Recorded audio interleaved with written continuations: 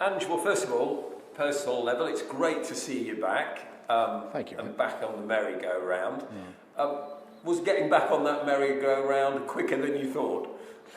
I don't know. You know, it's one of those unknowns, so you're kind of not really sure when the next opportunity will present itself. And I was obviously keen to get back working, and you know, it's probably the first time in my career, well, certainly in the last sort of 20 odd years, that you know, I had an off season with nothing to plan and nothing to work for. So yeah, it came very early in the season, obviously, and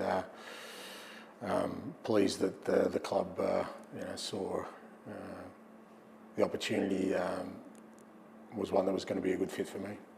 I think a lot of people in football, I'm not talking about the media, when there's a lot of hype at times, were surprised to see you out of work after winning that trophy at Spurs. But did that give you a sense of confidence that what you'd achieved there would give you a better chance to be back quicker? Yeah, you don't know, because, as you said, there's always, particularly at the moment, you know, the way sort of, and particularly the way the Premier League is, there's always a lot of noise. So you just don't know what people's sort of perceptions of you are. And you know, it was a tough 2 years at Tottenham, but you know, I certainly feel like we accomplished something pretty special there. And you know, as dismissive as people want to be about it, is we did something that a lot of people couldn't do, and I take a lot of pride in that. And you kind of hope people see that and feel like that's something that they want as part of their football club. But you know, I was never worried that I wasn't going to get a job. I was never worried, and you know, there were approaches right almost from day one. But what was also important for me was that, you know, whatever decision I made, the next step was going to be the right one, so that I could continue on sort of doing what I love. It's quite sort of sad to hear you say, or any manager say after they've won a trophy, people were dismissive of it.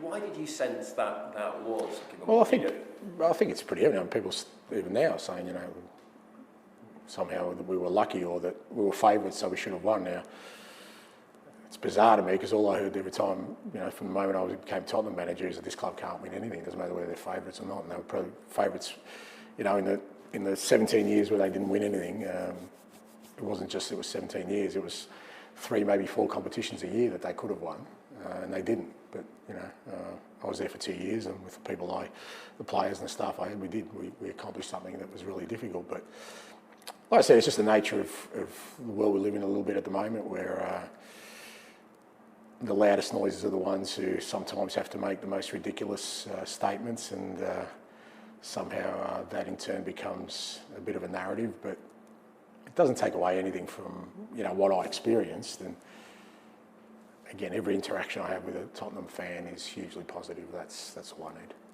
Can I just ask you, I mean, for anybody, I mean, if it was me and had to face that, there'd be a part of me that would be hurt. Were you hurt, not about the departure, but hurt about perhaps the lack of respect for what you'd achieved?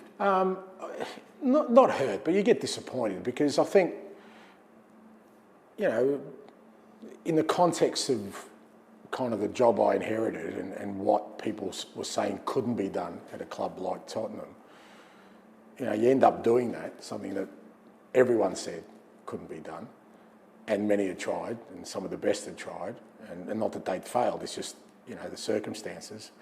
And yet in the end you walk away, and people, you know, somehow trying to paint, you know, that tenure as some sort of failure, and it's, you know, you kind of wonder why people go down that road. But as I said, for me, nothing takes away from the experience I had and the passion I have to do things like that. That's why I'm here. That was the big attraction of coming to Forest. Such a great history, but haven't had any success for a while, and I'd love to be the person that brings that success to this football club. Do you see a similar challenge walking in the door here to the one you found at Spurs? Yeah, I think everywhere I've been, it's been a similar challenge. You know, apart from sort of Celtic, where they had a year where they didn't win anything, but anyone up there will tell you... Which is a disaster. You took the words right out of my mouth. That may as well be 50 years, you know. So, So even there, and I love that. It was the biggest enticement for me doing the Tottenham job. I know people think it's because it's a Premier League, but the fact they hadn't won anything, I just thought, you know what, if I do win something, it'll be something historic, memorable. That's why I'm here. They've done a great job with this football club to get it back to its kind of rightful place of back in the Premier League, back in Europe. But I know what real success looks like, and that is if you can bring something tangible at the back end of that to the supporters of this football club. There's a whole generation, 30 years, who have heard stories of European Cup wins and Brian Clough and all the great players and the great trips and the great moments, and all those generation of the last 30 years want their own stories now. And if I can somehow add to that little chapter in my own time here, then that's the bit that excites me. One thing that really fascinates me in this game, for all you guys and the girls now that go into new clubs, is when you walk through the door, particularly when you walk into, you've left the Tottenham dressing room, you walk into this dressing room, how do you go about assessing the atmosphere, what you find there? I think it's kind of it's almost a personal thing, depending on your own sort of personality and the way you sort of present yourself. I've always felt that the key part of that is me more than the people I'm and the environment I'm walking into, because I'm the new one. I'm the person that's going to be leading potentially into a new direction, and if they don't believe in me as a person, if they don't respond to me and the way I am, and if I'm not really intuitive to what I'm walking into, then it's not going to work. If I expect people just to adjust to me and change their behaviours and just blindly follow just because I've said we're going to do something, it doesn't work. So a big part of it is just me trying to present myself as who I am as a person before even as a manager, so that once people get comfortable around you and say, okay, we kind of figure out how he is, and I think makes it easier then, whether they're a player or a staff member, for that relationship to gel quicker, because it's very transitory. There'll be people who maybe work with 5 or 6 managers in every organisation, and they're used to the change. The difference is what impact you can make on them. Can I just ask you, it's something fascinating you've just said there, who you are as a person. Everyone has in this game, there's a media perception. Yeah. Who is it? Who's the real Ange Postecoglou? Who is the real Ange Postecoglou? Well, yeah, I mean that's hard to say, because it wouldn't be sort of unusual for people who probably know me to say that the public perception of me is probably totally different. I'm a really funny guy, mate, but people don't see that. They just think I'm grumpy all the time, because people always self-interviewing me after a loss, and I'm not cracking gags, but. I think who I am, I try to be as genuine as I possibly can, but I also bear the responsibility that I am a spokesman for a football club, its people, its fans, and how I present myself is important. So I always take that very, very seriously, and that probably limits how much people would actually know me, but I don't think that's unusual. I think over time, I think if you stay in a similar role and you get to talk to people over a period of time, maybe someone like yourself will say, okay, well, I think I know him a little bit better than maybe the public perception, but for the most part, it's just the nature of what we do.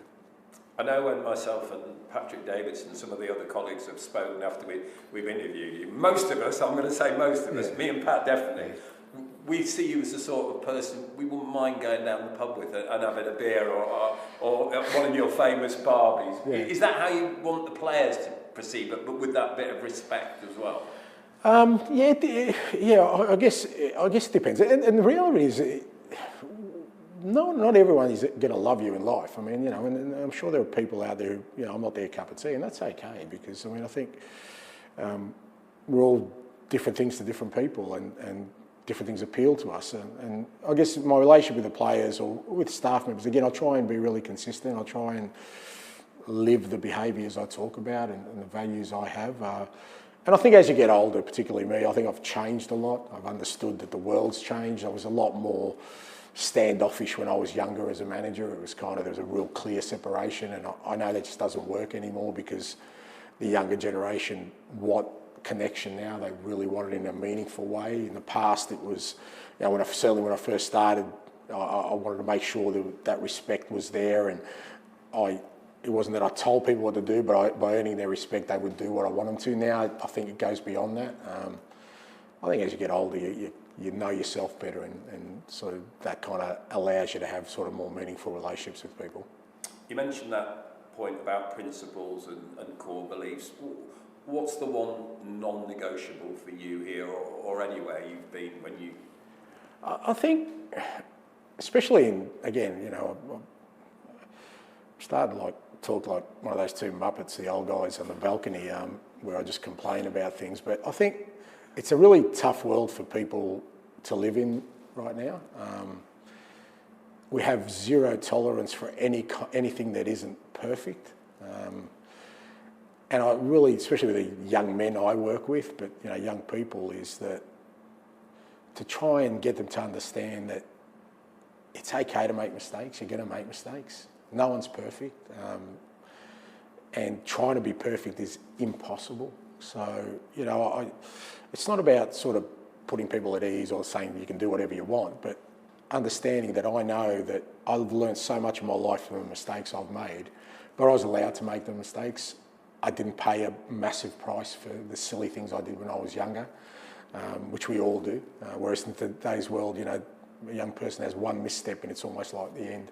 And that means that, you know, I don't think they get the right joy out of what they do. So I really try to create that environment. You know, I keep telling them that if I spoke to their 8-year-olds, you know, versions of themselves, and I said, you know what you're going to do every day? You're going to kick a ball every day. That's all you're going to do for the rest of your life.